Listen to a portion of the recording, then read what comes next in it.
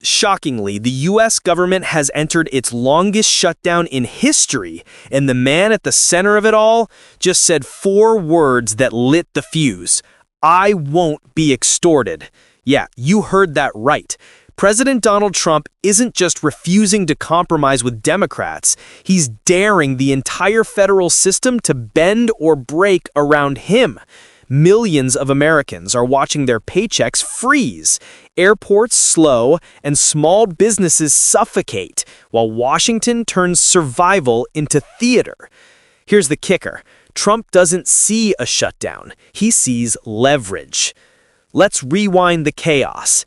The fight began when Democrats refused to approve Trump's massive border security package, demanding a broader funding deal that protected social programs and federal wages. Trump responded with the nuclear option: shut down the government. No pay for 800,000 workers, no budget for key agencies. It was political Russian roulette, and the trigger's still halfway pulled. According to PBS and CBS News, Trump told aides he'd rather let it burn than bow to Democratic pressure. It's classic Trump, turn every negotiation into a loyalty test. But the longer this drags on, the more painful it gets. Federal workers are on day 30 with no paycheck. Families depending on tax refunds, child care aid, and food assistance are hanging by threads. You can hear the desperation in interviews. Park rangers driving Uber at night, TSA agents calling in sick because they can't afford gas. Yet inside the White House, a defiant tone. Trump tweeting that Democrats could end this today. House and Senate Democrats, led by Chuck Schumer and Hakeem Jeffries, fired back. Mr. President, open the government first. Here's where the escalation hits overdrive. Republicans are splitting. You've got hardliners, people like Matt Gaetz and Marjorie Taylor Greene, cheering Trump on, saying this fight proves strength. Then you've got moderates, Lisa Murkowski, Susan Collins, and others, publicly warning the party's losing touch with reality. CBS News reports that some GOP senators privately discussed bypassing Trump entirely to pass a stopgap bill, but feared the political blowback. Translation: they know it's a mess, but won't say it out loud. Meanwhile, Democrats are framing this as moral warfare. The president has turned the American worker into collateral damage, Schumer said on the Senate floor. And honestly, he's not wrong. Federal employees aren't bargaining chips. They're people, parents, veterans, nurses, inspectors, working for a country that just told them, wait. Here's the part the headlines miss. Trump's "I won't be extorted" line wasn't a one-off outburst. It's a strategy. He's reframing the shutdown as proof he's fighting the system, painting Democrats as bullies trying to blackmail him into surrender. It's the same populist playbook that carried him through 2016. Turn every loss into martyrdom. He's not losing support among his base, he's galvanizing it. In rallies and right-wing media, it's not Trump causing chaos, it's Trump standing up to the swamp. But look closer, and you'll see the collateral damage stacking up.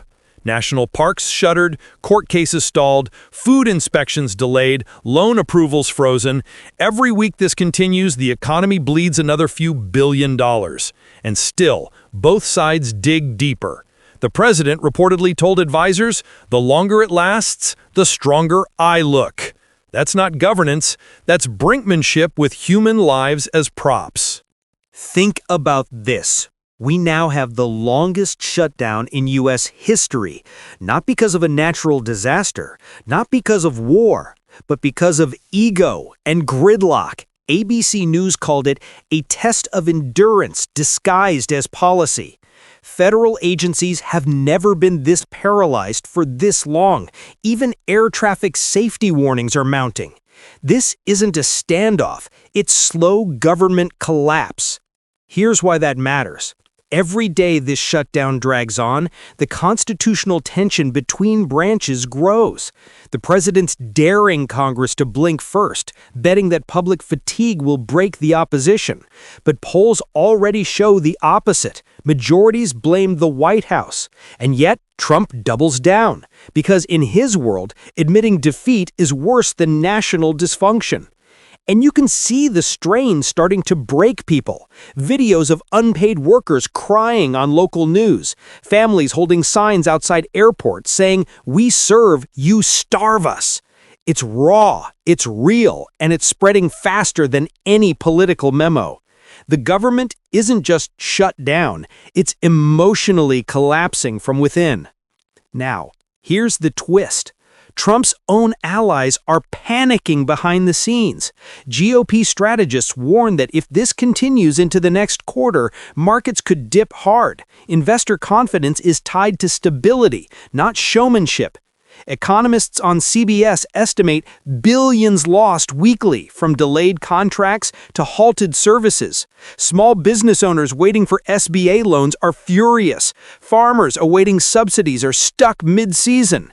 You could almost feel the dominoes wobbling. Democrats smell blood. They're weaponizing empathy, parading affected workers on camera, telling stories of missed rent, ruined credit scores, kids losing health coverage. Every story is another dagger to the White House narrative. Trump counters with blame. Democrats are playing politics with the border. But let's be real, this isn't about a wall anymore. It's about pride. And that pride has consequences. Every minute of this shutdown, public trust erodes. The idea that Washington can fix anything? Dead. Government feels less like a guardian, more like a hostage taker. That's not hyperbole, that's the mood across America.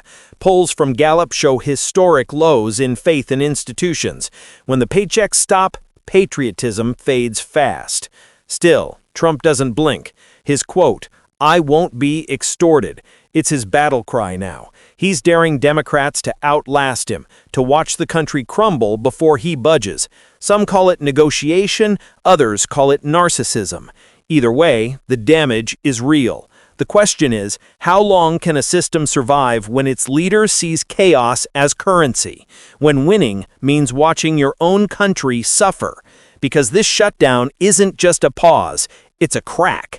And once a government can prove it can stop itself and still function politically, that crack becomes precedent.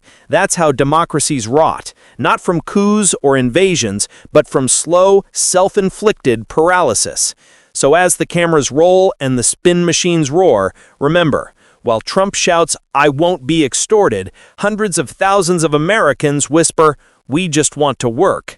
And here's the part nobody's talking about. What happens if the system gives in?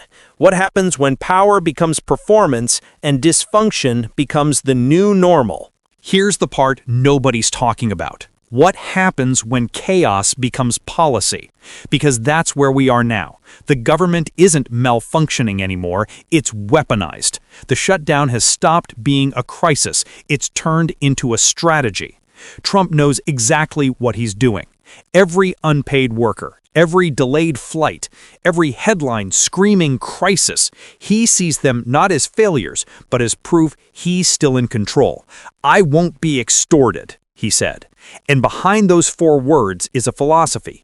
If I can outlast you, I win. But here's the problem. Leadership isn't endurance. It's accountability. And right now, nobody's taking any.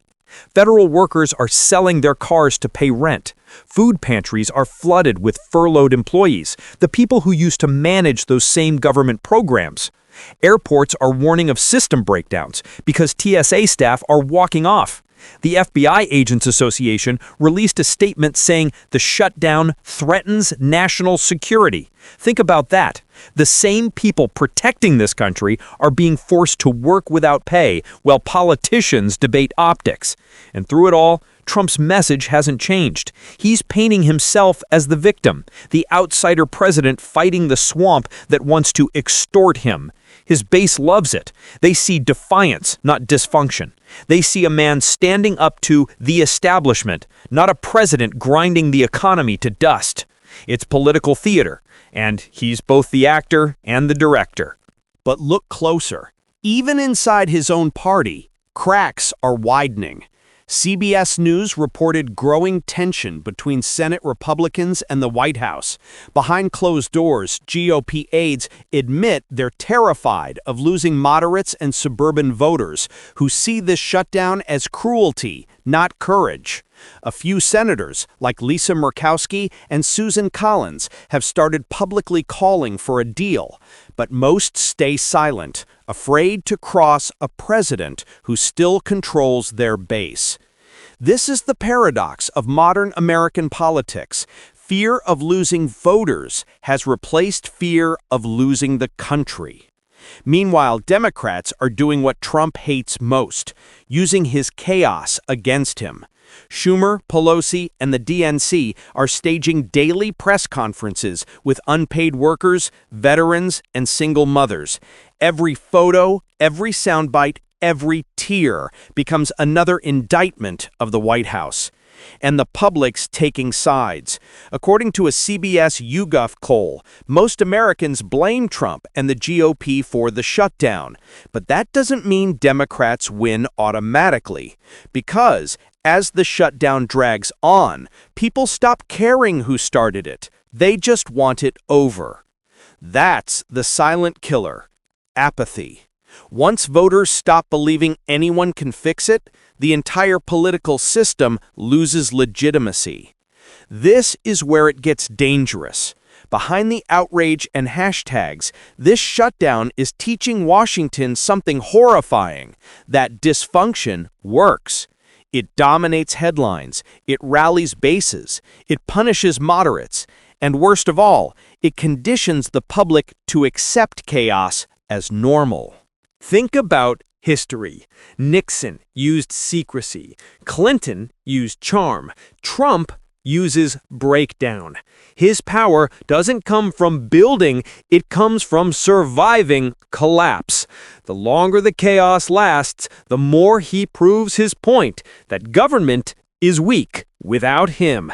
That's not conservatism. That's populist authoritarianism wrapped in a flag and branded as patriotism. And you can see the long game forming.